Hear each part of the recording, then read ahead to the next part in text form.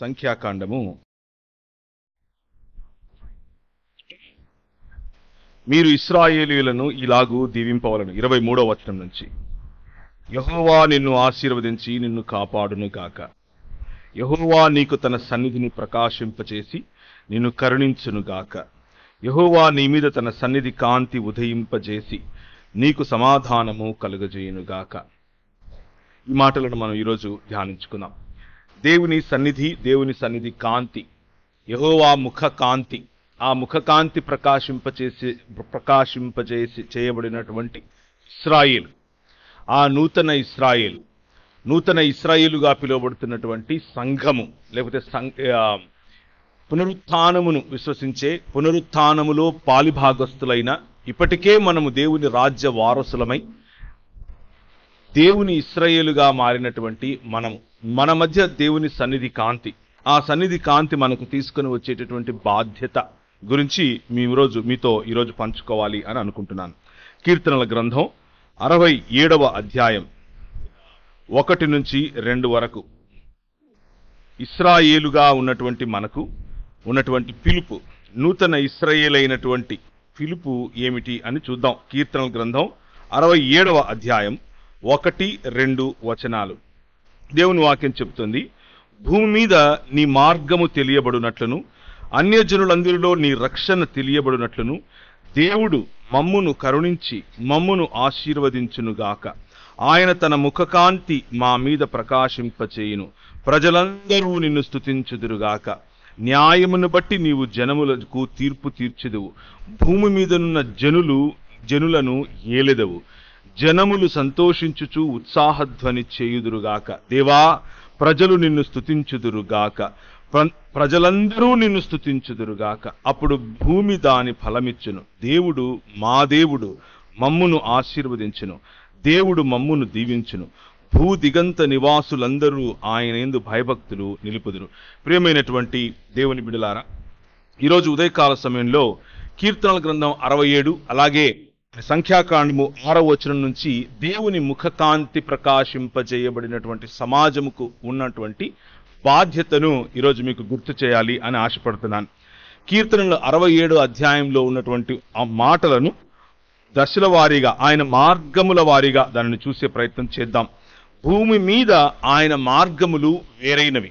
భూమి మీద ఆయన అనుకున్నటువంటి పనులు, ఆయన పద్ధతులు వేరైనవి. ఆ పద్ధతులు అనుసరించేవారు, ఆ పద్ధతుల చొప్పున నివసించే జీవన విధానం కలిగిన వారిని ఇశ్రాయేలు అని పిలిచారు. ఆ ఇశ్రాయేలుకున్నటువంటి ప్రధానమైనటువంటి బాధ్యత ఏమిటి అనంటే, భూదిగంత నివాసులు కూడా ఆయన వైపుకు తిరగాలి. మన జీవన విధానాలను చూసుకుని దేవుడు మనల్ని కరుణించినప్పుడు, ఆయన ముఖకాంతి మన మీద ప్రకాశింపచేసినప్పుడు ప్రజలు ఆయనను స్తుతించాలి. ప్రజలు భూదిగంతముల వరకు ఉన్నటువంటి, ద్వీపముల వరకు ఉన్నటువంటి ప్రజలు ఆయన వద్దకు రావాలి అన్నది ఇశ్రాయేలు పట్ల ఆయనకున్నటువంటి ఆకాంక్ష, ఇశ్రాయేలుకు ఆయన ఇచ్చినటువంటి బాధ్యత. ఆ ఇశ్రాయేలు, లేకపోతే భౌతికంగా కలిగినటువంటి దేవుడు చేసిన నిబంధన ప్రకారంగా పుట్టినటువంటి అబ్రహాము కుమారుడైనటువంటి యాకోబు కుమారులైన ఇశ్రాయేలు ఎవరైతే ఉన్నారో వారు ఈ ముఖకాంతిని మతరూపకంగా ఆచరించి దీపమును వెలిగించి వారెక్కడ పెట్టారు? కొంచెము కింద పెట్టారు. దాని కారణం చేత వారి జీవితాలు ఎలా అయ్యాయి అన్నవి మనం చూస్తూనే వస్తున్నాం. కానీ దేవుడు వారికి ఇచ్చినటువంటి పిలుపును మీ ముందుంచే ప్రయత్నం చేస్తున్నాను. 27వ కీర్తన 11వ వచనము. యెహోవా, నీ మార్గమును నాకు బోధింపుము. నా కొరకు పొంచియున్న వారిని చూచి సరళమైన మార్గమున నన్ను నడిపింపుము. సరళమైనటువంటి యెహోవా కోరుకున్నటువంటి మార్గములు, ఆయన మార్గములు చాలా సరళములు. ఆయన మార్గములు కేవలము న్యాయము, కరుణ, లేకపోతే కనికరము మరియు దీన మనస్సు వంటి మార్గములు. ఆయన మార్గములు మతపరమైన మార్గములు కాదు సుమా. ఆయన మార్గములు మానవీయమైనవి. దేవుడు మనిషిని మనిషిగా చేశాడు. దేవుడిగా అవ్వాలి అని మనిషి అనుకున్నాడు. కానీ అటు దేవుడు కాలేకపోయాడు. తనకిచ్చిన గురి మనిషి కాలేకపోయాడు కాబట్టి పశుప్రాయుడయ్యాడు. ఆ పశుప్రాయుడైన మనిషిని మళ్ళీ సంపూర్ణమైన మానవత్వంలోనికి పిలవటమే ఈ మార్గముకున్నటువంటి ప్రధానమైన లక్ష్యం. కానీ ఇశ్రాయేలు బహుశా ఆ మార్గానికి ఉన్నటువంటి విశిష్టతను మరచిపోయింది అని అనుకోవాలి. యెషయా గ్రంథం 55వ అధ్యాయం. ఈరోజు కొద్దిగా బైబిల్ అటు ఇటు తిప్పాల్సి ఉంటుంది. యెషయా గ్రంథం 55వ అధ్యాయం. దప్పికొనిన వారలారా నీళ్ల యొద్దకు రండి, రూకలు లేని వారలారా మీరు వచ్చి కొని భోజనము చేయండి. రండి, రూకలు లేకపోయినను ఏమీ ఇవ్వకయే ద్రాక్షారసమును పాలును కొనండి. ఆహారము కాని దాని కొరకు మీరేలా రూకలిస్తున్నారు? సంతృష్టి కలుగు చేసి దాని కొరకు మీ కష్టార్జితము ఎందుకు పరుస్తున్నారు? నా మాట జాగ్రత్తగా ఆలకించి మంచి పదార్థమును భుజించండి. మీ ప్రాణము సారమైన దాని యందు సుఖింపనివ్వండి. చెవి యొగ్గి నా యొద్దకు రండి, దావీదుకు చూపిన శాశ్వత కృప మీకు చూపుతాను. ఇదిగో జనములకు సాక్షిగా అతనిని నియమించాను అంటూ మాట్లాడిన తరువాత, నీవెరుగని జనులు నువ్వు పిలుస్తావు. నిన్నెరుగని జనులు యెహోవా నిన్ను మహిమపరచగా చూచి నీ దేవుడైన యెహోవాను బట్టి, ఇశ్రాయేలు పరిశుద్ధ దేవుని బట్టి నీ యొద్దకు పరుగెత్తుకొని వస్తారు. నా తలంపులు మీ తలంపుల వంటివి కావు. 8వ వచనం. మీ త్రోవలు నా త్రోవలు వంటివి కావు. ఇదే యెహోవా వాక్కు. ఆకాశములు భూమిపైన ఎంత ఎత్తుగా ఉన్నవో మీ మార్గముల కంటే నా మార్గములు, మీ తలంపుల కంటే నా తలంపులు అంత ఎత్తుగా ఉన్నవి. దేవుని ఆలోచనలు, దేవుని మార్గములు, దేవుని తలంపులు, ఆయన ముఖ కాంతిలో జీవించే వారి తలంపులు అలా ఉండాలి. కానీ మనుష్యుల యొక్క తలంపులు, మనుష్యుల యొక్క ఆలోచనలు, మనుష్యులకున్న ప్రాధాన్యతలు, ఆయన ప్రాధాన్యతలను విడిచిపోయి కేవలము మత ప్రాతిపదికన మాత్రమే ఆయన అనుయాయులుగా లేకపోతే ఆయన భక్తులుగా ఉంటే వచ్చే సమస్యలు. ఆదివారం మనం ఎందుకు కలుసుకుంటాం అనంటే, ఇది కేవలం ఒక మత ప్రాతిపదికన కలుసుకునేటటువంటి తంతు కాదు. మిగిలిన వారు ఏ విధంగా అయితే, మిగిలిన సమాజాలు ఏ విధంగా అయితే పంతులు క్రింద తంతు చేస్తారో, అలా మనము కూడా మనదైన పద్ధతిలో ఒక పంతులను నియమించుకొని మనము తంతు నడిపించుకుందాం అని అనుకునేందుకు ఆదివారం మనం కలవం. మన పిలుపు వేరు. మన పిలుపు యెహోవా ముఖకాంతి యందు మన జీవితం అంతా జీవించటానికి అవసరమైనటువంటి ఎనర్జీ, అవసరమైనటువంటి ప్రోత్సాహం, అవసరమైనటువంటి పురికొల్పు ఈ ఆదివారం మనం కలిసినప్పుడు పునరుత్థానము చెందిన శరీరముకు ఉండాల్సినటువంటి జీవమును ఒకరితో ఒకరం కలుపుకొని, ఒకరితో ఒకరం పంచుకొని, ఈ లోక మర్యాదను జయించటానికి, ఈ లోక మర్యాదలో ఉన్న పద్ధతులను జయించటానికి బల్లలో చేయి వేసి మనము ఒక్క మానవ శరీరమై ఉన్నాము, ఒక్క నూతన పురుషునిలో భాగమై ఉన్నాము అన్న స్పృహతో బయటకు వెళ్ళి జీవించేందుకు పిలువబడ్డాం. అటువంటి పిలుపును మనం తెలుసుకోవాలి. ఈ లోక మర్యాదలో ఉన్న పిలుపులు చాలా వ్యత్యాసంగా ఉంటాయి. మన ఆలోచనలు ఈ లోక మర్యాదకు తగినట్లుగా గనక క్షీణించిపోతే, దాని విధంగా గనక మనం కృషించిపోతే, లేకపోతే మనల్ని మనం డీహ్యూమనైజ్ చేసుకుంటే, మనం మతపరమైనటువంటి ఇశ్రాయేలు ఏ విధంగా తను వెలగాల్సినటువంటి వెలుగును కొంచెము కింద పెట్టిందో, నూతన ఇశ్రాయేలు అయినటువంటి సంఘము కూడా అటువంటి పొరపాటే చేసే అవకాశం ఉంది. మన రాజు యెహోవా. మన రాజుకున్నటువంటి మార్గములు వేరు. ఆయన రాజ్యమును మనకిచ్చి ఉన్నాడు. చిన్న మంద భయపడకుము, తండ్రికి నీ చేతికి రాజ్యం ఇవ్వటం ఆయన అభీష్టమాయను అని ప్రభువైన యేసుక్రీస్తు మన గురించి చెప్తున్నాడు. అయితే ఆయన మార్గములు మనం తెలుసుకోవాలి. ఈ లోక మర్యాద ఏమిటి అన్న విషయాన్ని కూడా తెలుసుకోవాలి. ఎఫెసీయులకు రాసిన పత్రిక 2వ అధ్యాయము, ఎఫెసీ 2:2. మీరు వాటిని చేయుచు వాయుమండల సంబంధమైన అధిపతిని అనగా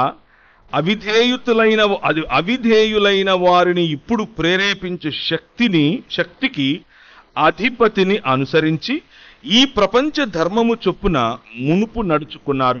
మనము క్రీస్తులో కట్టబడక ముందు ఏ పారంపర్యాచారములనైతే చేశామో మనము క్రీస్తు అనే రాజు యొక్క రాజ్యములోనికి రాకముందు ఆయన పట్ల విశ్వాస్యత, ఆయన పట్ల దాన్ని ఏమంటారు అనంటే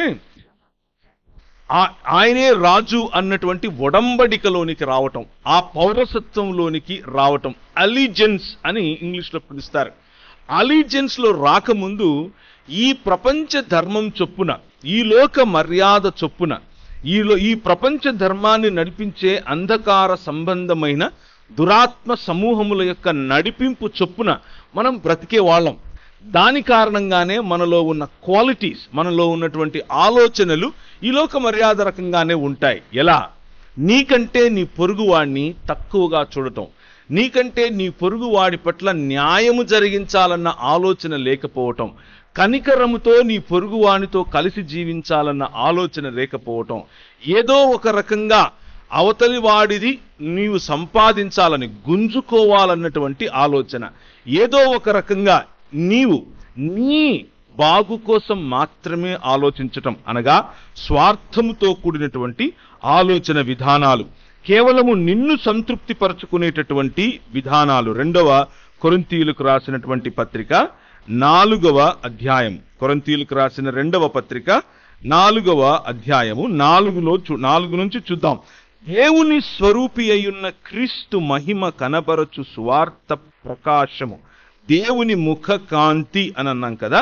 ఇప్పుడు ఆ దేవుని స్వరూపమందుండియు తన్ను తాను దేవునికి సమానముగా ఉంచుకొనుట విడిచిపెట్టకూడని భాగ్యము అని అనుకోకుండా తన్ను తాను తగ్గించుకొని రిక్తుడై మన మధ్యకు వచ్చినటువంటి ఈ రాజు, king of this world, king that represents his father in this world, ఈ ప్రపంచంలో తన తండ్రి పిలుపును, తన తండ్రి చిత్తాన్ని నెరవేర్చడానికి వచ్చినటువంటి ఈ రాజు కనపరిచే సువార్త ప్రకాశము వారికి ప్రకాశించకుండు నిమిత్తము ఈ యుగ సంబంధమైన దేవత అవిశ్వాసులైన వారి మనోనేత్రములకు గుడ్డితనము కలుగచేసెను. అంధకారములో నుండి వెలుగు ప్రకాశించునుగాక అని పలికిన మన దేవుడే తన మహిమను గూర్చిన జ్ఞానమును యేసుక్రీస్తునందు వెల్లడిపరచుచు మా హృదయములలో ప్రకాశించెను. దేవుని ముఖకాంతి ప్రకాశింపచేయటం, దేవుని ముఖకాంతి ప్రకాశించటం అనంటే ఈ లోక మర్యాద చొప్పున మనం గుడ్డివారమై ఉన్నప్పుడు, ఈ లోక మర్యాద చొప్పున దేవుని మార్గములు మనం అర్థం చేసుకోనప్పుడు, ఈ లోక మర్యాదలో ఈ లోక మార్గములే మనకు ఇష్టమైనప్పుడు ఈ సువార్త అనేటటువంటి ప్రకాశము మన హృదయాలలో వెలిగి ఉండాలి. మలాకీ గ్రంథం 4:2లో చెప్పినట్లుగా, అయితే యెహోవా కొరకు ఎదురు చూచే వారి పైన నీతి సూర్యుడు ఉదయిస్తాడు. నీతి సూర్యుడు ఉదయించినప్పుడు అతని రెక్కలు మనకు ఆరోగ్యము కలుగజేస్తాయి.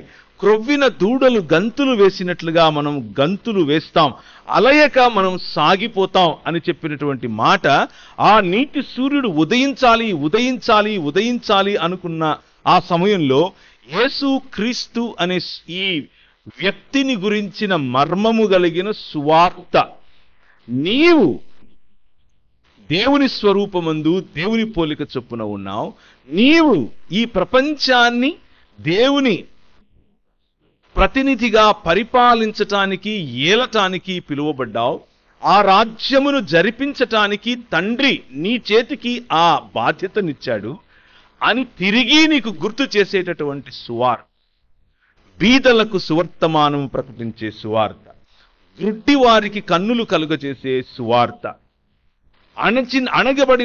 అణచబడిన వారిని పైకి లేవనెత్తే సువార్త, ఉత్సాక్రాంతులైన వారికి స్తుతి వస్త్రమును ధరింపచేసే సువార్త, చెరలోనున్న వారిని విడిపించే సువార్త. ఈ సువార్త మన హృదయంలో వెలుగుగా ప్రకాశించింది, దేవుని మార్గములను మనకు వెల్లడిపరిచింది. అయితే ప్రియమైనటువంటి దేవుని సంఘమా, ఈరోజు ఆదివారం ఉదయం ఒక చిన్న ప్రశ్న వేస్తాను. ఈ దేవుడు లేకపోతే ఈ రాజు మనపై అధిపతిగా ఉన్నటువంటి యెహోవా మార్గములను మనం తెలుసుకొని నడుస్తున్నామా, లేక ఈ లోక మర్యాద చొప్పున అందరిలో మనం అంటారు కదా బయట గుంపులో గోవింద లాగా మనం కూడా బ్రతుకుతున్నామా అన్నదే ప్రశ్న. ఒక మత సంబంధమైనటువంటి, ఒక మతపరమైనటువంటి సమాజముగా కూడుకుంటూ మిగిలినవన్నీ కూడా ఈ గంట 2 గంటలు ఇక్కడ అయిపోగానే బయటికి వెళ్ళగానే మళ్ళీ ఈ లోక మర్యాద చొప్పున ఈ లోకంలో ఉన్న అంధకార సంబంధమైన యుగ దేవత గ్రుడ్డితనము కలుగజేసిన వారు ఏ విధంగా అయితే జీవిస్తారో అలాంటి రోషమే, అలాంటి కోపమే, అలాంటి కనికరము లేనితనమే, అలాంటి ఒక పేదవాడిని చూసినప్పుడు పిల్లికి కూడా బిచ్చం పెట్టినటువంటి జీవితం అని అంటారు. అటువంటి జీవితం కలిగి ఉంటున్నామా అన్న ప్రశ్న మనం వేసుకోవాలి. ఈరోజు ఉదయం నాకు తెలిసినటువంటి కుటుంబం ఒకటి ఉంది. ఆ కుటుంబం మీలో ఎవరి గురించి ఈ విషయం కాదు, ఈ నాకు తెలిసిన ఈ కుటుంబం ఇక్కడిది కాదు, కడపలో ఉన్నటువంటి కుటుంబం. ఆ కుటుంబంలో నాకు తెలిసినంత వరకు వారికి తెలిసిన ఒక 2 పనులు ఏమిటి అనంటే, ఉదయం లేస్తారు, ప్రార్థన చేస్తారు, రాత్రి ప్రార్థన చేస్తారు, పడుకుంటారు. ఆదివారం చక్కగా బైబిల్ పట్టుకొని మందిరానికి వెళతారు, ఆరాధన చేస్తారు, ఇంటికి వస్తారు. వాళ్ళ పేర్లు ఏమిటి, వాళ్లకు ఎంతమంది పిల్లలు, వారి జీవన విధానం ఏమిటి, వారు ఎలా పొరుగు వారితో మాట్లాడతారు, ఎలా పొరుగు వారితో సంబంధం కలిగి ఉన్నారు అన్నది మాత్రం నాకు వాళ్ళు 15 సంవత్సరాలుగా తెలుసు. నాకు కూడా తెలియదు. భక్తి గల జీవితం కేవలం నీకు మాత్రమే ఆ భక్తిని పెట్టుకుని జీవించే జీవితం, పొరుగువాడి పేరు సైతం తెలుసుకోలేనటువంటి జీవితం, పొరుగువారి జీవితంలో ఎలాంటి కష్టం, ఎలాంటి సంతోషం, ఎలాంటి ఆనందం, ఎలాంటి ఇబ్బందులు, ఎలాంటి ఇక్కట్లు జరుగుతున్నాయి అని తెలుసుకొని వాకబు చేయలేనటువంటి మార్గము ఈ మార్గం కాదు. ఈ మార్గం అంత స్వార్థపూరితమైనది కాదు. ఈ మతాన్ని ఈ మార్గములోనికి జొప్పించే ప్రయత్నం చేయకండి. అది మనకు మంచిది కాదు. మనం పిలువబడింది ప్రకాశమానమైనటువంటి జీవితంలోనికి, మనం పిలువబడింది మనము దేదీప్యమానమైన ఈ దీపపు స్తంభముగా నిలబడినప్పుడు అనేకులు దీపములు దూరము నుంచి కూడా ఈ వెలుగును చూసి యెహోవా వైపుకు ఆకర్షింపబడటానికి మనం పిలువబడ్డాం. మత ప్రాతిపదికన ఇక్కడ కలవటానికి మాత్రమే కాదు సుమా. ఇంకొక మాట మనం చూసి ముందుకు వెళదాం. మొదటి యోహాను పత్రిక 2వ అధ్యాయం.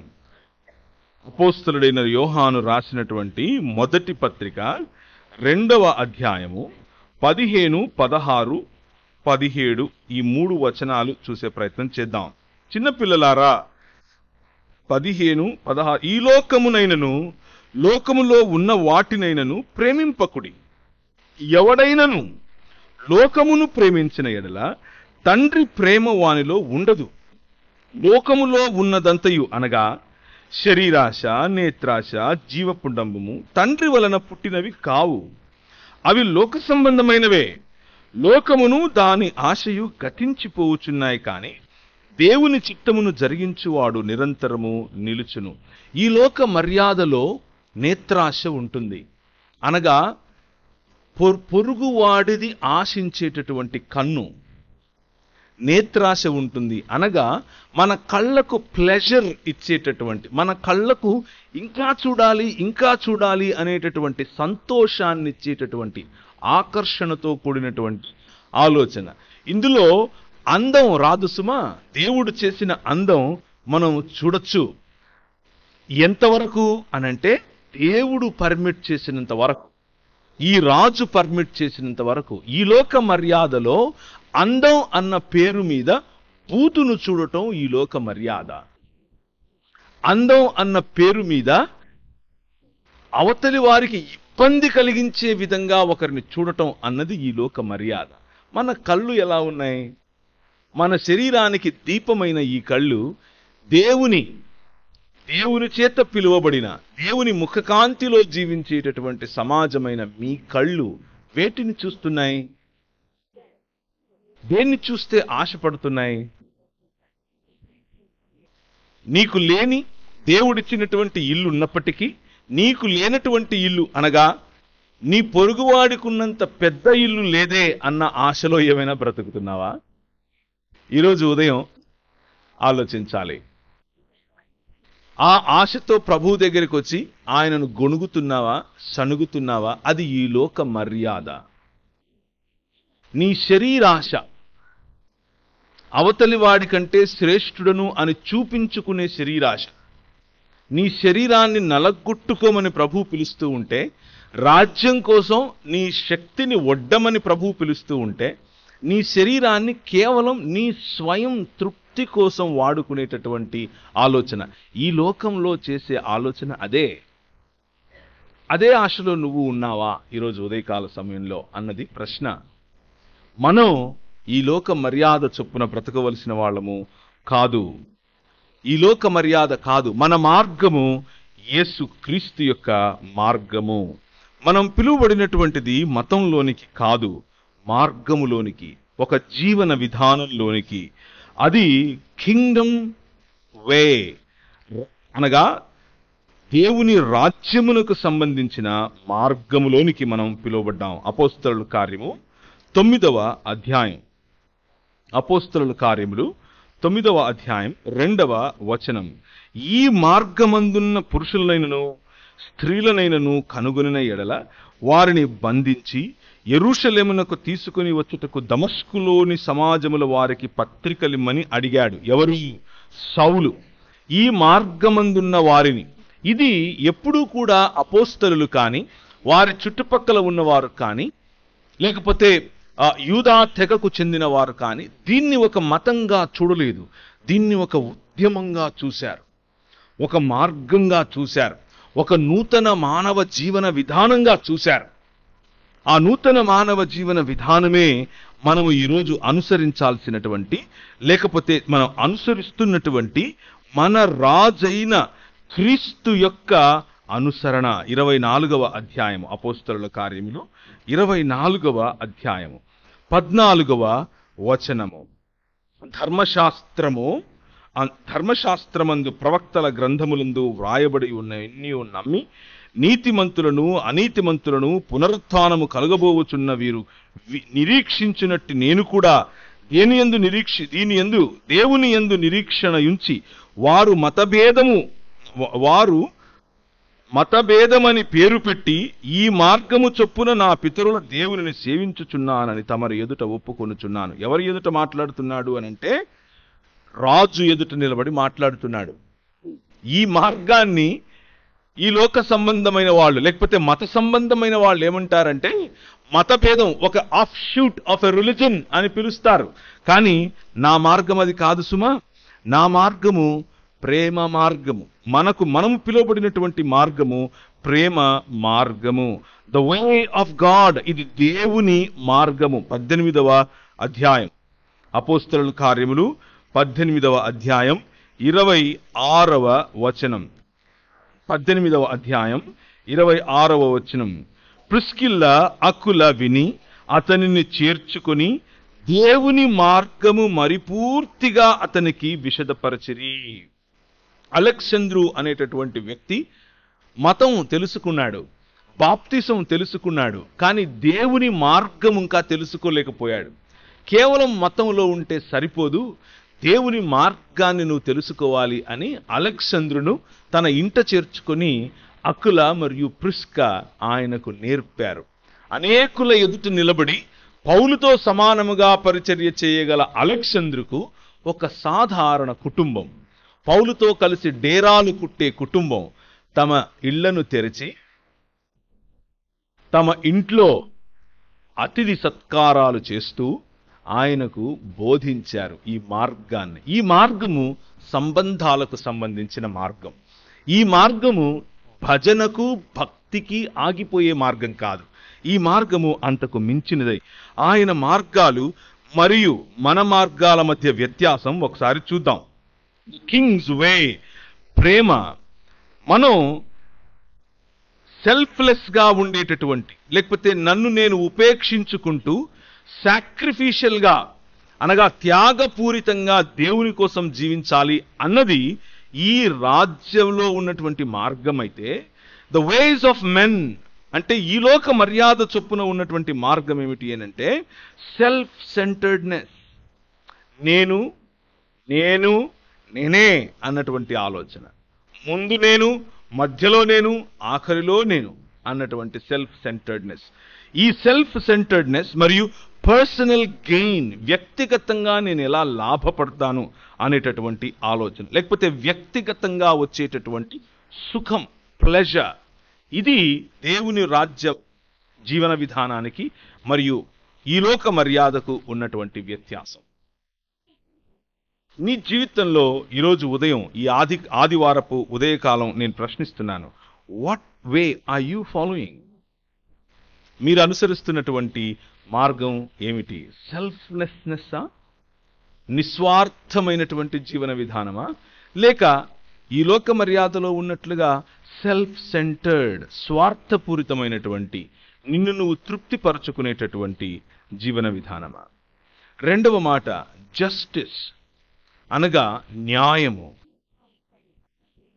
ఈ దేవుని రాజ్య విధానము promote justice and fairness, treating individuals justly. నీ పొరుగు వాడితో, నీ సమాజంలో ఉన్న వాళ్ళతో, నీ చుట్టుపక్కల ఉన్న వాళ్ళతో న్యాయమును జరిపించేటటువంటి ఆలోచన ఈ రాజ్య జీవన విధానపు ఆలోచన, ఈ మార్గము నేర్పించే ఆలోచన. ఈ లోక మర్యాద ఏం నేర్పిస్తుంది?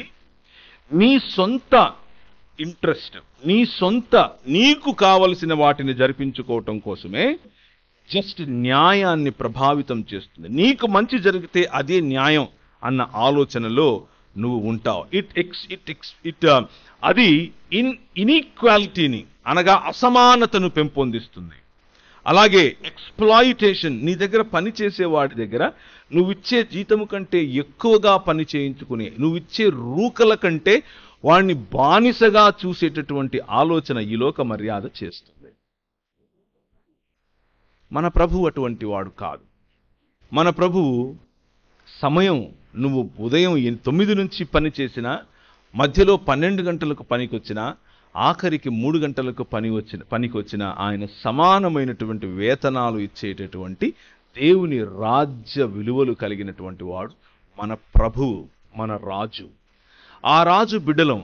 మన జీవన విధానంలో మన పొరుగువాడి పట్ల మనం చూపిస్తున్నటువంటి ప్రేమ, మన సమాజంలో మనం కనపరుస్తున్నటువంటి న్యాయము ఎలా ఉంది అని మనం సరిచూసుకోవటం కోసం ఈరోజు ఉదయం మిమ్మల్ని ప్రోత్సహిస్తున్నాను. మూడవదిగా కనికరము, ఎంకరేజింగ్ ఫర్గివ్నెస్, ఒకరినొకరు క్షమించుకునేటటువంటి అలవాటు. అలాగే కంపాషన్, అవతలి వారిని చూసినప్పుడు హృదయం కరిగిపోయేటటువంటి స్థితిలో నువ్వు ఉన్నావా, లేకపోతే నాకు ఎందుకులే అని దాటిపోయే మత ప్రాతినిధ్యంలో బ్రతుకుతున్నావా అన్నది ప్రశ్న. కరిగిపోయే హృదయం గనక నీ జీవితంలో ఉంటే నువ్వు దేవుని రాజ్య నివాసివి. కరిగిపోయే హృదయం కాక కఠినమైన హృదయం నువ్వు కలిగి ఉంటే నువ్వు దేవుని రాజ్య నివాసములో, లేదా దేవుని రాజ్యంలో ఉన్నాను అని భ్రమపడుతున్నావు. ఇంకా నీ హృదయములో నీతి సూర్యుడు బహుశా ఉదయించలేదేమో. కేవలం మత ప్రాతిపదికన ఈ యేసు మతం స్వీకరించావేమో అని చెప్పాల్సి వస్తుంది. ఎందుకంటే ప్రభు దగ్గరికి ఒకసారి వచ్చి అడిగినప్పుడు వారి ఫలములను బట్టి మీరు వారు తెలుసుకొందురు అని ప్రభు అన్నాడు. మేము ఎలా, how do we know that somebody belongs to you or somebody doesn't belong to you? నీకు చెందినవారు, నీకు చెందని వారు అని తెలుసుకోవటం ఎలా అనంటే వారి ఫలములను బట్టి మీరు వారిని తెలుసుకుంటారు అని చెప్పాడు. మొదటగా, how do you love your people? నీవు నీ పొరుగువాణ్ణి, నీ సాటి మనిషిని ప్రేమించే పద్ధతి నువ్వు ఆయన వాడివా కాదా అని చెబుతుంది. నువ్వు సాటి మనిషి పైన చూపించేటటువంటి కనికరం నువ్వు ఆయన వాడివా కాదా అని చెప్తుంది. నువ్వు ఈ సమాజంలో జరిగించాలనుకుంటున్నటువంటి న్యాయం నువ్వు ఆయన వాడివా కాదా అని చెబుతుంది. కంపాషన్, కనికరము, హ్యూమిలిటీ చాలా ప్రాధాన్యమైనటువంటి, చాలా ముఖ్యమైనటువంటి క్యారెక్టర్. హ్యూమిలిటీ, నీ తగ్గింపు. గర్వముతో కూడి చాలా ఉబ్బిపోయి కొంతమంది మాట్లాడుతూ ఉంటారు. చాలా హెచ్చుగా తమను తాము ప్రజెంట్ చేసుకుంటూ ఉంటారు. అది గొప్పతనం అనుకుంటారు. క్రైస్తవ సమాజములో మనల్ని మనం హెచ్చించుకునే తావు లేనే లేదు. యెహోవా ముఖకాంతి మన మీద పడితే మనం ఎంత పాపులమో ముందు అర్థమవుతుంది. త్రొవ్వుతున్న కొలది పెరుగు తరగదున పాపరాశి, ఇవ్వీధముగా చెడిపోతిని అని పాట రాశాడు. యెహోవా ముఖకాంతిలో బ్రతకటం అనంటే, క్రీస్తును పోలిన సువార్త మన హృదయాలలో వెలగటం అనంటే, మన హృదయం ఎంత పాపముతో నిండి ఉందో తేరి చూడగలగటం, స్పష్టంగా దాన్ని గ్రహించగలగటం. అలా కనిపించినప్పుడు సాటి మనిషి కంటే నిన్ను నువ్వు హెచ్చించుకోవటం చాలా కష్టం. సాటి మనిషికున్న సుగుణాలనే నువ్వు చూసే ప్రయత్నం చేస్తావు. ఈరోజు ఉదయం ఇంకొక పిలుపును నేను ఇస్తున్నాను. మీరెవరితో అయినా మాట్లాడినప్పుడు, మీరెవరితో అయినా కలిసినప్పుడు, మీరెవరితో అయినా సంభాషిస్తున్నప్పుడు వారి గురించినటువంటి మాట ఒకటి చెబితే దానికి 10 రెట్లు మీ గురించి మీరు చెప్పుకుంటున్నారు అని అంటే, మీరు బహుశా ఇంకా ఈ రాజును ఎరగలేదు. మీరు బహుశా ఇంకా ఈ రాజుతో చెయ్యి కలపలేదు. మీరు బహుశా ఇంకా ఈ రాజుతో అలిజెన్స్ లోనికి రాలేదు, మతంలోనికి వచ్చారు. అది ఈ లోక మర్యాద చొప్పున ఉండే మతం. దాని వలన లాభం లేదు. ట్రూ హ్యూమిలిటీ, నిజంగా తగ్గింపు, నిజమైన తగ్గింపుతో జీవించేటటువంటి జీవన విధానం, అది బట్టల ద్వారా రాదు. చాలామంది ఇలా స్టేట్మెంట్స్ ఇస్తూ ఉంటారు, నేను కేవలం తెల్ల బట్టలే వేసుకుంటాను బ్రదర్, రక్షింపబడినది మొదలుకొని ఇప్పటి వరకు వేరే రంగు వేసుకోలేదు. ఆ తెల్ల బట్టలలో గర్విస్తున్నాం, అది తగ్గింపు కాదు. మా సంఘములో అసలు మేము ఎంత నిష్టగా ఉంటామంటే ప్రతి శుక్రవారం మేము అసలు భోజనం అలా ముట్టుకొని కూడా ముట్టుకోం బ్రదర్. భోజనం ముట్టుకోకపోవటంలో నువ్వు గర్విస్తూ ఉంటే, అది నీకు తగ్గింపు కాకుండా హెచ్చు నేర్పుతూ ఉంటే, బహుశా నీకు ఇంకా ఈ రాజును గురించినటువంటి క్వాలిటీస్ అర్థమవ్వలేదు. దేవుని ముఖకాంతి మీ మీద ఇంకా పడాల్సినంత, చూపించాల్సినంత, వెలగాల్సినంత వెలుగులో నువ్వు ఇంకా రాలేదేమో. మరొక మాట ఫర్గివ్నెస్. మనం చేసేటటువంటి ప్రార్థన, పరలోకమందున్న మా తండ్రి నీ నామము పరిశుద్ధపరచబడునుగాక అనే ప్రార్థనలో, నా పొరుగువాడి అపరాధములు నేను క్షమించిన ప్రకారము నా అపరాధాన్ని నువ్వు క్షమించు అని పిలిచేటటువంటి పిలుపు. అలా చేసిన ప్రార్థన మనదే. These are all basics, right? ఇవన్నీ కూడా క్రైస్తవ జీవన విధానానికి, లేకపోతే దేవుని రాజ్యపరమైనటువంటి జీవన విధానానికి, ఈ మార్గానికి కనిపించే ఫలములో క్షమాపణ. ఈరోజు ఉదయం ఒక్కసారి గుర్తు తెచ్చుకోండి, మీరు కానుక వేయటానికి ముందు, ఒకవేళ ఈరోజు బల్ల ఇస్తే బల్లలో పాల్గొనటానికి ముందు, సమాజంలో, సంఘములో ఇంకా నీ మనసులో చేదు ఉంచుకొని ఎవరి గురించైనా ఉంటే, నీ సహోదరుడు, ముఖ్యంగా సమాజంలో, మన క్రైస్తవ సమాజంలో ఉన్నటువంటి నీ సహోదరి, నీ సహోదరుడు, నీ స్నేహితుడు, మీ అమ్మ, మీ నాన్న, మీ చెల్లి, మీ అక్క, మీ తమ్ముడు, ఇంకా ఎవరైనా నీ హృదయంలో అటువంటి చేదు భావన, ఇంకా క్షమించలేనటువంటి హృదయం గనక మీకు ఉంటే, ఈరోజు ఉదయం ఒక్కసారి దాని గురించి ఆలోచించండి. What if the lord takes the same stand? మీకు ప్రతిగా, మీకు వ్యతిరేకంగా ప్రభువు అదే పద్ధతిని పాటిస్తే మన బ్రతుకులు ఏమవుతాయి అని ఒక్కసారి ఆలోచించండి. Forgiveness is the centre of this Kingdom. ఈ రాజ్యానికి ఉన్నటువంటి కేంద్రం క్షమాపణ.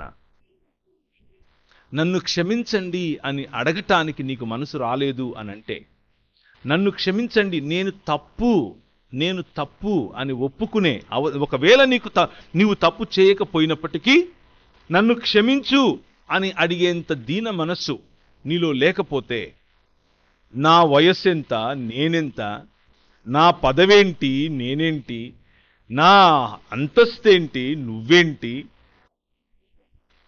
నా సంపాదన ఏంటి, నువ్వేంటి, నా హోదా ఏంటి, నువ్వేంటి, నేను క్షమించమని అడగటమా అని గనక ఇలాంటి ఆలోచనలు నీలో ఉంటే, నువ్వు ఇంకా ఈ రాజును కలుసుకోలేదు. నువ్వు ఇంకా ఈ రాజు యొక్క రాజ్యంలో భాగం కాదు.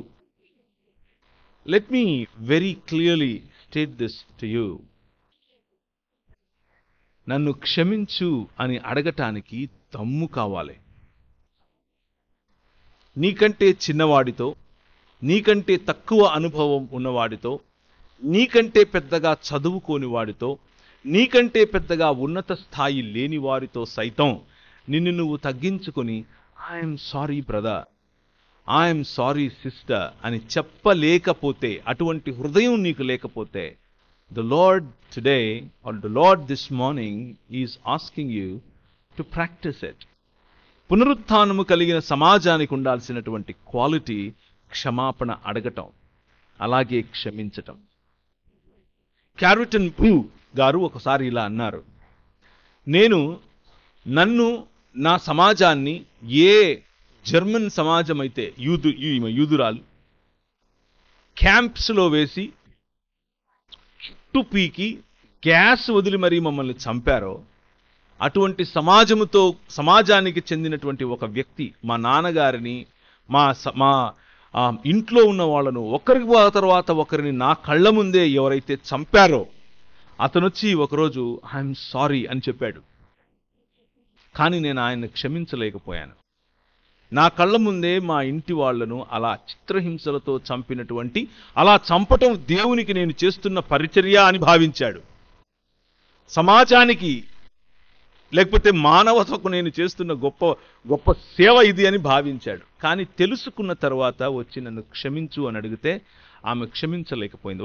ఒకసారి టీవీ ఇంటర్వ్యూలో ఆమె కూర్చుని మాట్లాడుతూ అంది, ఆయనను నేను క్షమించనన్ని రోజులు నిజానికి బందీలో ఉన్నది ఆయన కాదు, నేనే, చెరసాలలో ఉన్నది నేనే అని చెప్పింది. నేను ఏ రోజైతే ఆయనను మనస్ఫూర్తిగా క్షమించానో ఆ రోజు నేను విడుదల పొందాను అని చెప్పింది.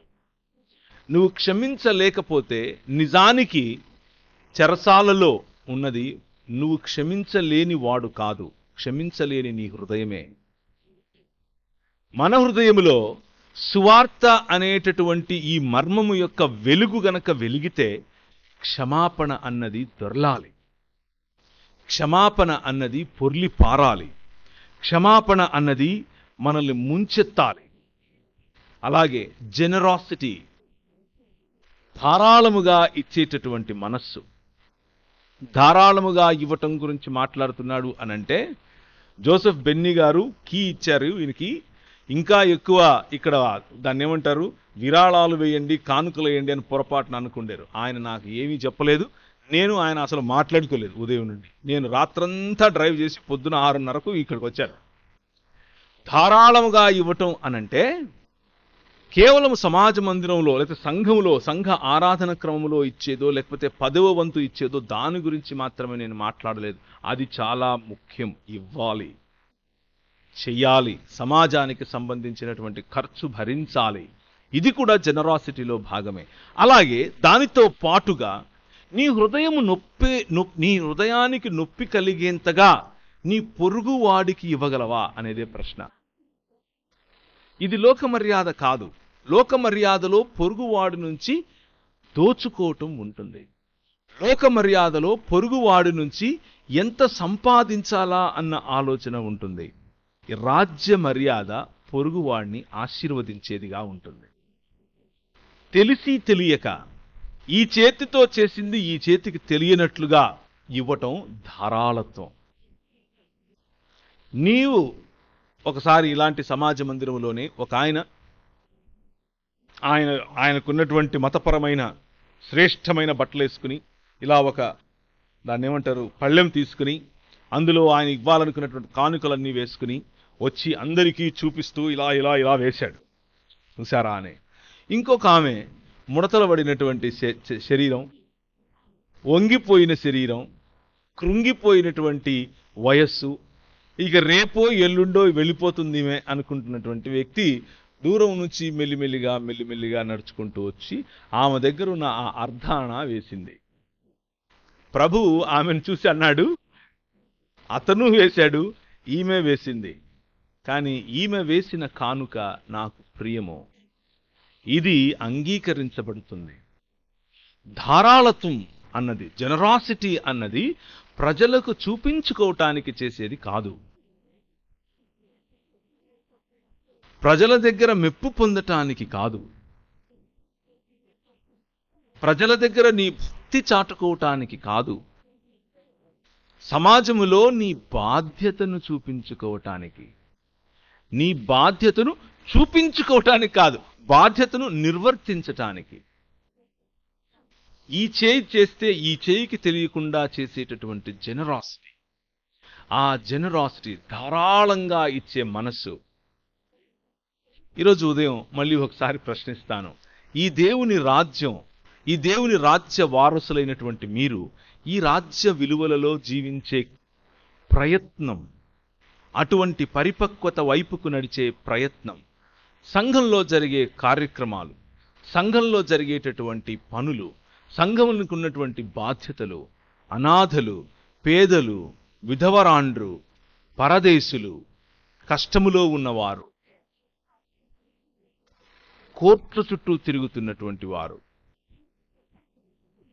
ఎంతమంది ఒకవేళ మన సమాజంలో ఉంటారో ఒక్కసారి తేరి చూస్తే, అలా కళ్ళు తెరిచి చూస్తే మీకు కనిపిస్తారు. వారు క్రైస్తవులే అయి ఉండక్కర్లేదు సుమా, వాళ్ళు మీ కులానికి చెందిన వాళ్ళే అయి ఉండక్కర్లేదు సుమా. ఎక్కడి వారైనా, ఏ భాష మాట్లాడేవారైనా మీ ధారాళత్వం చూపించటానికి అర్హులే. మన దేశంలో ఎన్నడూ లేనట్లుగా స్త్రీలను నగ్నంగా చేసి ఊరేగిస్తూ ఉన్నారు. తలలు తీసి ఇంటికి ముందు, గుమ్మముల ముందు కట్టి వెళ్ళిపోతున్నారు. కేవలం ఒక జాతికి చెందిన వారు అన్న కారణం చేత, మణిపూర్ అనే ప్రాంతంలో. మన ధారాళత్వం అలాంటి సమయాల్లో బయటపడే అవకాశం ఉంది.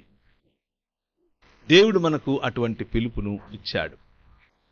మనం వెలిగినప్పుడు, మనము దేదీప్యమానమైన దీపస్తంభముగా నిలుచుకున్నప్పుడు, దూరమునున్న దేశముల సైతం ఆయన గుణ లక్షణాలు తెలుసుకుంటారు. మనల్ని అంధకారములో నుంచి ఆశ్చర్యకరమైన వెలుగులోనికి పిలిచిన వాడి గుణాతిశయములను ప్రచురము చేయుటకై మిమ్మును రాజులైన యాజక సమూహముగాను, ఏర్పరచబడిన సమాజముగాను మనల్ని పిలిచాడు. ఇది మన పిలుపు. పునరుత్థానము చెందినటువంటి, పునరుత్థాన జీవన విధానంలోనికి వచ్చినటువంటి క్రైస్తవ సంఘమా, భక్తి భజన వరకు ఆగిపోతే కొంచెము కింద పెట్టిన దీపం అవుతాం. భక్తి భజన చేస్తూనే దాటి బాధ్యత వైపుకు, మానవులను మళ్ళీ మానవత్వం వైపుకు పిలిచే మార్గము వైపుకు, నువ్వు మనిషివి అన్న స్పృహను సమాజములో ప్రతి మనిషికి కలుగజేసే మార్గము వైపుకు తిరిగితే మనం నూతన ఇశ్రాయేలు అవుతాం. నూతన ఇశ్రాయేలు ఫలించాల్సిన విధంగా మనము ఫలిస్తాం. ఈ విషయాన్ని జ్ఞాపకం చేసుకోండి. చివరిగా, ఈ దేవుని రాజ్యములో నివసించే వారికి ఉండాల్సినటువంటి quality, unity and love for తోటి క్రైస్తవుని పట్ల, తోటి రాజ్య నివాసి పట్ల, తోటి రాజ్య పౌరుని పట్ల, తోటి రాజ్య పౌరునితో నీకుండాల్సినటువంటి అన్యోన్యమైన సంబంధం. యోహాను రాసిన మొదటి పత్రిక 1 జాన్ మొదటి అధ్యాయము, యోహాను రాసిన మొదటి పత్రిక మొదటి అధ్యాయము. ఆయనతో కూడా సహవాసము గలవారని చెప్పుకొని చీకటిలో నడిచిన ఎడల, 5 కూడా చదువుదాం. మేమాయన వలన విని మీకు ప్రకటించు వర్తమానమేమనగా, దేవుడు వెలుగై ఉన్నాడు, ఆయన యందు చీకటి ఎంత మాత్రము లేదు, ఆయన ముఖ ప్రకాశము అందుకే వెలుగు అని అన్నారు, ఆయన ప్రకటించే సువార్తను అందుకే వెలుగు అని అన్నాడు. ఆయనతో కూడా సహవాసము గలవారమని చెప్పుకొని చీకటిలో నడిచిన ఎడల మనం అబద్ధమాడుచు సత్యమును జరిగింపకుందుము. అయితే ఆయన వెలుగులో ఉన్న ప్రకారము మనము వెలుగులో నడిచిన ఎడల మనము అన్యోన్య సహవాసము గలవారమై ఉందుము. వెలుగులో నడవటం అనంటే ఈ సువార్తకు సంబంధించిన వెలుగులో నడవటం అనంటే అన్యోన్య సహవాసము కలిగి ఉండటం. అప్పుడు ఆ అన్యోన్య సహవాసం అన్నది సంభవించినప్పుడు ఆయన కుమారుడైన యేసు క్రీస్తు రక్తము, అప్పుడు ఆయన కుమారుడైన యేసు రక్తము ప్రతి పాపము నుండి మనలను పవిత్రులనుగా చేయును. మన పవిత్రతకు, మన సంపూర్ణ మానవత్వం వైపుకు నడిచే ఈ ప్రయాణం కేవలము సహవాసముతో మాత్రమే సాధ్యం. నాకు సమాజముతో పని లేదు, నాకు సహవాసముతో పని లేదు, నేను నా దేవుడు అని అనుకుంటే వెలుగులో నడుస్తున్నాను అన్న భ్రమలో నువ్వు ఉన్నావు. An isolated Christian is not a Christian at all. నిన్ను నువ్వు ఐసోలేట్ చేసుకుంటూ బ్రతుకుతూ ఉంటే, నీకు వాక్యోపదేశము చేసి నిన్ను ప్రభువులో కట్టినటువంటి వారిని జ్ఞాపకము కూడా చేసుకోలేని పరిస్థితిలో నువ్వు ఉంటే, హెబ్రీయులకు రాసిన పత్రిక, హెబ్రీ పత్రిక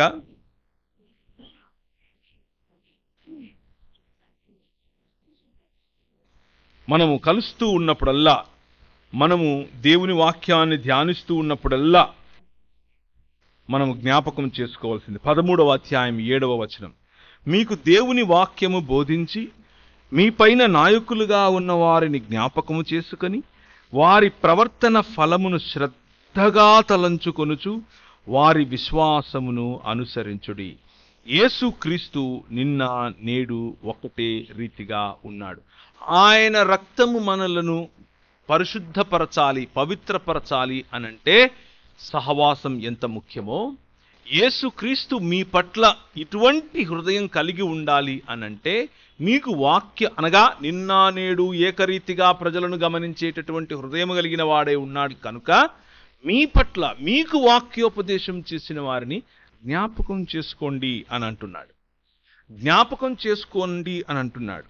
నీ సాటి క్రైస్తవుడు, నీకు వాక్యోపదేశం చేసినటువంటి నీ సంఘ పెద్ద, నీ సంఘ నాయకుడు దూరము నుంచి నువ్వెక్కడో బాధలో, ఎక్కడో ఒంటరితనంలో ఉన్నప్పుడు సైతం ఫోన్ చేసి నీకు కొన్ని మంచి మాటలు చెప్పే మీ అన్న, మీ తమ్ముడు, నీకు సాంత్వననిచ్చే నీ చెల్లి, నీ అక్క, మీ అమ్మ, నీ జీవితంలో వాక్యం అనేటటువంటి విత్తనము నాటినటువంటి వారిని మరిచిపోతే, వారు చేసిన ఆ ప్రయత్నాన్ని మర్చిపోతే, జ్ఞాపకం చేసుకోకపోతే మనం సహవాసాన్ని ఎలా ఎంజాయ్ చేస్తాము? మనం సహవాసంలో ఎలా కట్టబడతాము? ఏదో ఒక మాట ఎప్పుడో అన్నారని, ఏదో కొంచెం మనస్పర్ధలు వచ్చాయని ఈ సహవాసం ఈ లోక మర్యాద చొప్పున ప్రవర్తిస్తే, నేను రెగ్యులర్గా పలు ప్రాంతాలకు నన్ను పిలుస్తూ ఉంటారు, పలు ప్రాంతాలకు నేను వెళుతూ కూడా ఉంటాను. ఆ వెళ్ళే క్రమంలో చాలా వింటాను. కూర్చుని కాఫీ తాగేటప్పుడు, భోజనం పెడితే తినేటప్పుడు వచ్చే చాలా సందర్భాలలో వచ్చేటటువంటి మాటలు నేను వింటూ ఉంటాను. ఇంటిని గమనిస్తాను. అప్పుడప్పుడు పండుగ వాతావరణంలో పిలుస్తారు, ఇంటికి వెళతాను. అమ్మేది అని అడిగితే అత్తగారు వస్తారు, అమ్మ ఉండదు. పండుగ జరుగుతోంది, పక్కింటికి పలావు పెట్టి పంపిస్తాం, కానీ అమ్మని ఇంట్లోకి తీసుకొని రావాలంటే తీసుకురాలేం. ఎదురింటి వాళ్లకు అరిసెలు పంపిస్తాం, కానీ అత్త లోపలికి వస్తే ఒప్పుకోం.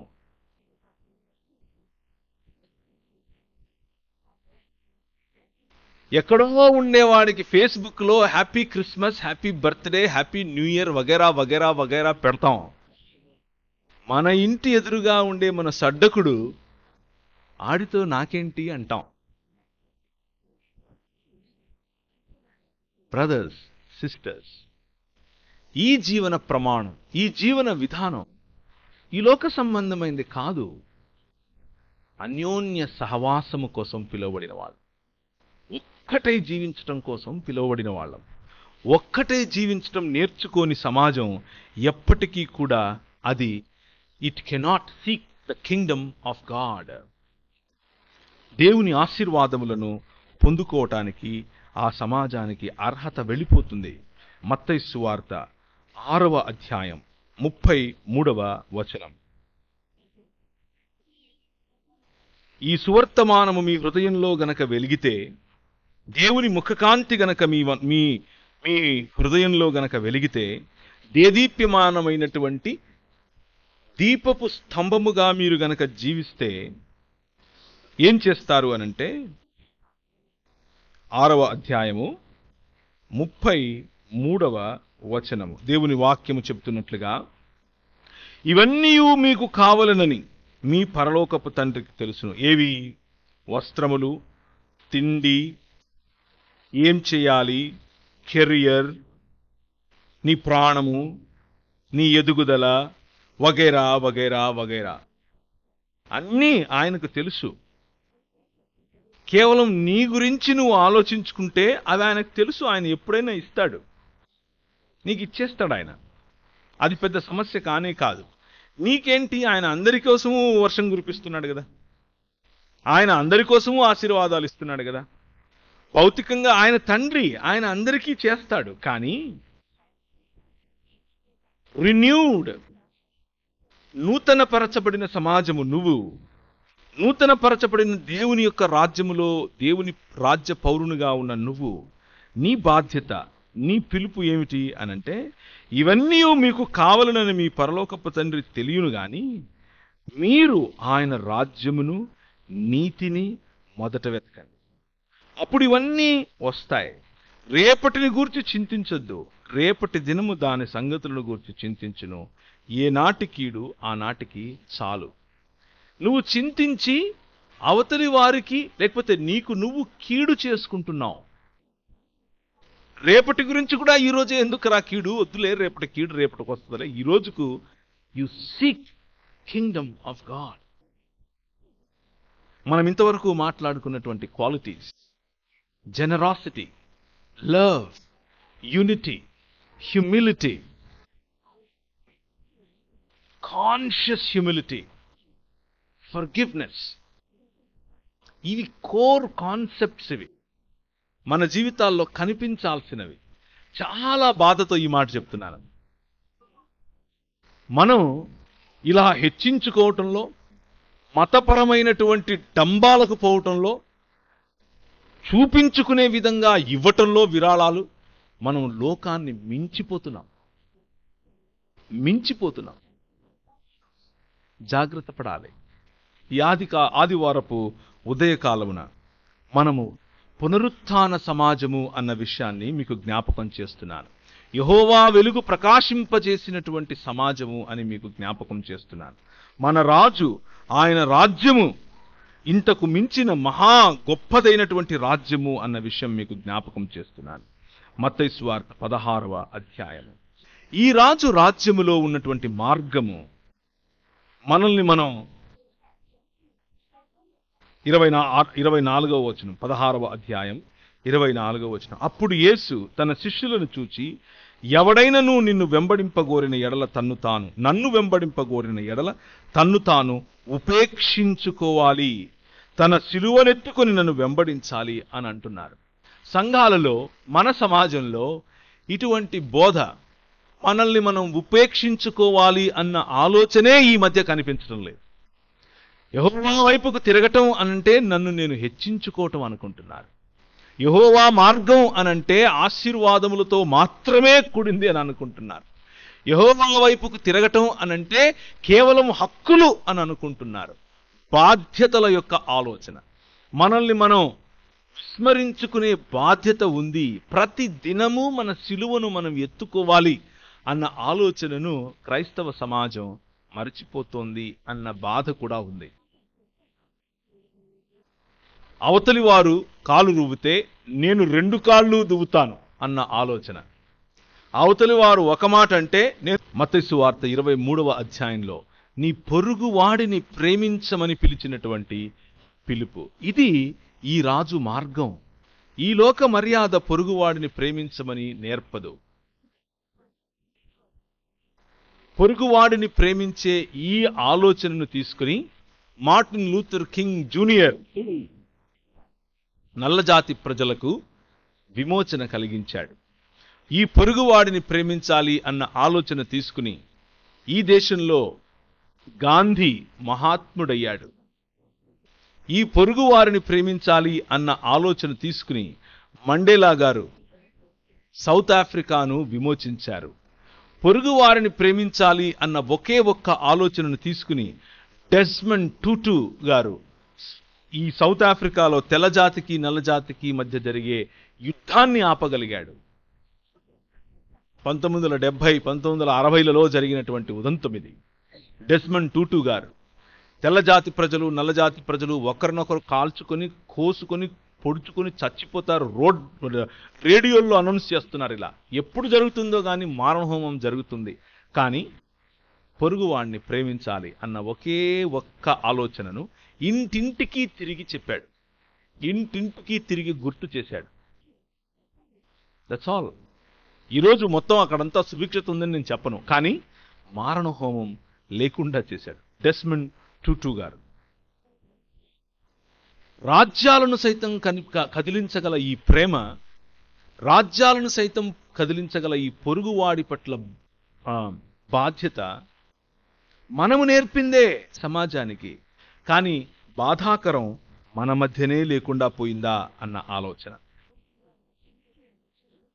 ఆ పొరుగువాడు ఎవరు అని ప్రశ్నిస్తే ప్రభు అన్నాడు, మతపరమైన వాళ్ళు వచ్చారు, చూశారు, నేను మందిరానికి వెళ్తున్నాను, నేను తాకకూడదు అని అనుకున్నారు. I'm too busy in gospel work. I'm too busy. నా కమ్యూనిటీ పనిలో నేను చాలా బిజీ. నా కమ్యూనిటీకి చెందినోడు కాదు వీడెవడో. కానీ సమరయుడు చూశాడు. పొరుగువాడు అని అంటే సమరయునికి అర్థమైంది కూడా ఒక్కొక్కసారి మతంలో ఉన్న మనకు అర్థం కాదు. మన ప్రాధాన్యతలు మనిషి కాదు, మన ప్రాధాన్యతలు ఇంకేవో ఉంటే మనం ఈ రాజ్య సంబంధమైన విలువలలో జీవించేవారం కాదు అని మరొకసారి గుర్తు చేస్తున్నాను. Let us come and unite our hearts. Let us come and unite with be attitudes. ధన్యత్వమును గురించినటువంటి ప్రభు మత్తయి సువార్త 5వ అధ్యాయంలో మనకు చెప్తాడు. ధన్యుడు ధన్యుడు ధన్యులు ధన్యులు.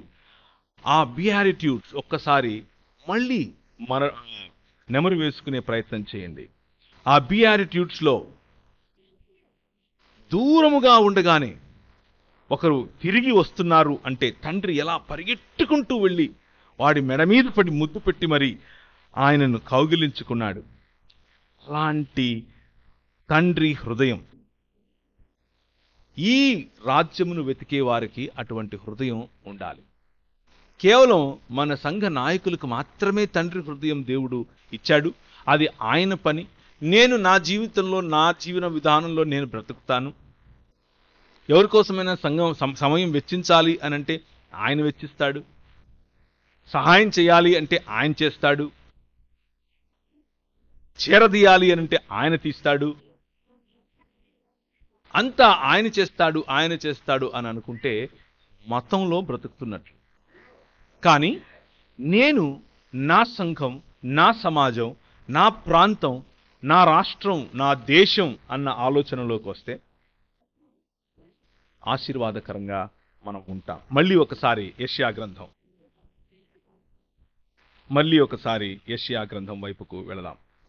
మనం చదివినటువంటి వాక్య భాగం, దప్పికొనిన వాళ్ళు నీళ్ల యొద్దకు వస్తారు, నీవు నీళ్ళు ఇచ్చేటటువంటి నదివై ఉండాలి.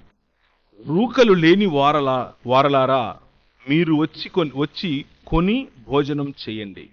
రూకలు లేకపోయినను ఏమీయు ఇవ్వకవే ద్రాక్షారసమును పాలను కొనుడి. అలాంటి ప్రొవిజన్ ఇచ్చే సమాజం ఈ సమాజం. చెవియొగ్గి ఆయన మనల్ని పిలుస్తున్నాడు. చెవియొగ్గి నా యొద్దకు రండి. నా మార్గాలు మీ మార్గాల కంటే, నా తలంపులు మీ తలంపుల కంటే, నా త్రోవలు మీ త్రోవల కంటే వ్యత్యాసం భిన్నంగా ఉన్నాయి. ఆ త్రోవలు భిన్నంగా ఉన్నప్పుడు ఆయన ఏమన్నాడు అనంటే, నా నోట నుండి వచ్చు వచనము అలాగే ఉంటుంది. ఎలా ఉంటుంది? వర్షము హిమమును ఆకాశము నుండి వచ్చి అక్కడికి ఎలాగూ మరలక భూమిని తడిపి విత్తువానికి విత్తనమును భుజించు వారికి ఆహారమును కలుగుటకై అది చిగుర్చి వర్ధిల్లినట్లు చేయునో, అలాగే నా నోటు నుండి వచ్చు వచనము ఉండును. నిష్ఫలముగా నా యుద్ధకు రాదు. అది నాకు అనుకూలమైన దానిని నెరవేరుస్తుంది. నేను పంపిన కార్యమును సఫలం చేస్తుంది. ఆయన భుజముల మీద రాజ్యభారముండును అన్న మాట ఆయన స్థాపించిన రాజ్యములో ఆయన భుజములైనటువంటి మనమే. ఆయన వాక్యము యొక్క ఫలము, నేను వీరికి నీ వాక్యము నిశ్చితిని, నీ వాక్యము నందు ప్రతిష్ఠ చేయుచును, ప్రత్యక్షపరచితిని, ప్రతిష్ఠించితిని అని యోహాను 17లో ఈ వాక్యము అనేటటువంటి ఆది నుండి ఉన్న దేవుని వద్ద ఉన్న దేవుడై ఉన్న వాక్యమే ప్రార్థిస్తూ నీ గురించి ఆయన అన్నాడు, నీవు నన్ను ఈ లోకంలోకి ఎలా పంపావో నేను వీరిని అలాగే పంపుతున్నాను అని అన్నాడు. దప్పిగొనిన వాళ్లకు దాహము తీర్చే సమాజము, కనికరము చూపించే సమాజము, ప్రేమ పంచే సమాజము, హెచ్చుకుపోకుండా తగ్గించుకునే సమాజము, క్షమాపణనిచ్చే సమాజము, దేవుని రాజ్య విలువలతో కూడినటువంటి ఈ మార్గములో నడిచే సమాజము. ఇవి ఈరోజు ఆదివారం, ఈ ఆదివారపు ఆలోచనలు. ఈ ఆదివారపు ఆలోచనలను ఒక్కసారి గనక మన జీవితాల్లో నెమరు వేసుకుంటే, ఎప్పుడైతే మన జీవితంలో ఈ ఫలములు ఫలిస్తున్నామో అప్పుడు దేవుని ముఖకాంతిలో బ్రతుకుతున్నాం. కోరం దేవ్ అని పిలుస్తారు. దేవుని ముఖకాంతిలో బ్రతకటం అంటే అదే. దేవుని ముఖకాంతిలో మనం వర్ధిల్లటం అంటే అదే. మళ్ళీ ఒకసారి సంఖ్యాకాండం 6వ అధ్యాయం. ఆయన విడిచిన మాటలు, ఆయన వాక్యములో ప్రతిష్ఠించినటువంటి సమాజం, మన బాధ్యత అదే. ఫలింపచేయటం, విస్తరింపచేయటం, అభివృద్ధి చెందించటం, అభివృద్ధి చేత భూమిని నిండించటం. మన కోసం కాదు. Church is the only organisation that exists for the benefit of others or its non members. సంఘము మాత్రమే ఈ ప్రపంచంలో ఏకైక సమాజం. అది సంఘ సభ్యుల కోసం బ్రతకదు, సంఘములు లేని వారి కోసం ఉనికిలో ఉంటుంది, పరితపిస్తుంది, బ్రతుకుతుంది. That is our calling. Jehovah మోషేకు ఇలాగ సెలవిచ్చాడు, నీవు అహరోనుతోనూ అతని కుమారులతోనూ ఇలాగ చెప్పాలి, మీరు ఇశ్రాయేలీయులను దీవించాలి. యెహోవా నిన్ను ఆశీర్వదించి నిన్ను కాపాడునుగాక. యెహోవా నీకు తన సన్నిధి కాంతి ప్రకాశింపజేసి నిన్ను కరుణించునుగాక. యెహోవా నీ మీద తన సన్నిధి కాంతి ఉదయింపజేసి నీకు సమాధానమును కలుగజేయునుగాక. ప్రార్థన చేద్దాం. కృపగలిగిన తండ్రి, నీ సన్నిధి కాంతి, నీ ముఖ కాంతి మా వైపుకు, మా జీవితాలలో, నీ సువార్త కాంతి మా హృదయాలలో ప్రకాశింపచేయమని ప్రార్థిస్తున్నాం. చాలాసార్లు ప్రభువా, సెల్ఫ్ సెంటర్డ్నెస్, కేవలము స్వార్థముతో మేము మా జీవితాలను జీవిస్తూ ఉంటాం. కానీ నీ రాజ్యము మాకు ఏం కావాలి అని వెతుక్కోవటం కాదు, కానీ అవన్నీ తండ్రి అయిన దేవునికి తెలుసు. కానీ నీ రాజ్యమును వెతికితే, నీ నీతిని వెతికితే, నీ ముఖ కాంతిలో జీవించాలన్న కోరిక బలంగా కలిగితే, ప్రేమ, కనికరము, న్యాయము, తగ్గింపు, పరులను ఆశీర్వదించటం, పొరుగువాడిని ఆశీర్వదించటం, ధారాళముగా ఇవ్వటం వంటి అనేకమైన సుగుణాలు నీ రాజ్య సుగుణాలు. వాటిని పాటించటానికి, ఆ మార్గములలో నడవటానికి, మా సొంత మార్గములు, ఈ లోక మర్యాదకు సంబంధించిన మార్గములలో బ్రతకకుండా యెహోవాకు సంబంధించిన మార్గములలో బ్రతకటానికి ఈ ఉదయకాలం మీ ముఖకాంతి మాపై ప్రకాశించునుగాక. నీ సన్నిధి కాంతి మాపై ఉదయించునుగాక. మేము దీపపు స్తంభముల వలె జీవించుదుముగాక. మీరు మమ్మను అలాగూ ఆశీర్వదించమని చిన్ని ప్రార్థన యేసు నామమున ప్రార్థిస్తున్నాం తండ్రి. ఆమేన్.